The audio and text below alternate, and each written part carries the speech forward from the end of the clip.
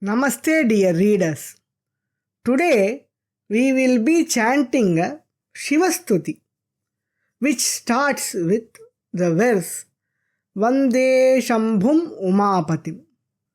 This is a very famous verse. The first sloka is so popular among the devotees of Shiva. And in some places, the full stotra is recited. Today we are going to recite one version of this full stotra. There is another version found in the Stotrarnava with some more slokas.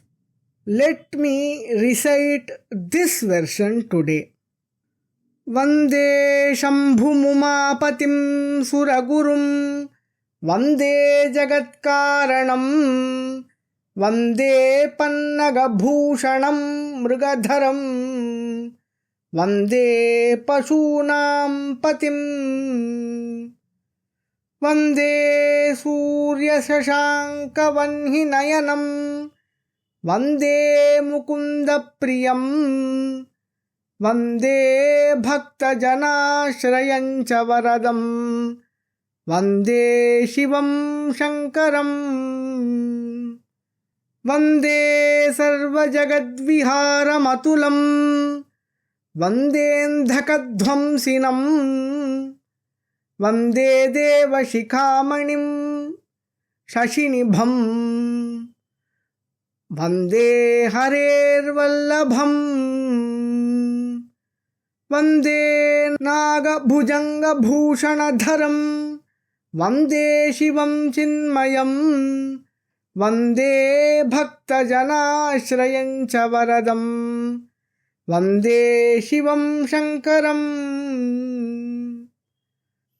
Vande Divyamachintya Madvayamaham Vande Kadarpapaham Vande Nirmalamadi Moolamanisham Vande Makhadvamsinam Vande Satyamanantamadhyamabhayam Vande Tishantakritim Vande Bhakta Janashrayancha Varadam Vande Shivam Shankaram Vande Bhuratamambujaksha Vishikham Vande Trayi Ghotakam Vande Shaila Sharasanam Phanigunam Vande Bdhitunirakam Vande Padmaja Sarathim Puraharam Vande Mahabhairavam Vande Bhakta Janashrayancha Varadam Vande Shivam Shankaram Vande Panchamukhambujam Trinayanam Vande Lalate Kshanam Vande Vyomagatam Jatasumakutam Vande Ndugangadharam Vande Bhasmakrita Tripundra Nitilam Vande Shtamurtyatmakam Vande Bhakta Janashrayancha Varadam Vande Shivam Shankaram Vande Kalaharam Haram Vishadharam Vande Mridam Dhurjatim Vande Sarvagatam Dayamritanidhim Vande Nrisimhapaham Vande Viprasurarchitangri Kamalam Vande Bhagakshapaham Vande Bhakta Janashrayancha Varadam Vande Shivam Shankaram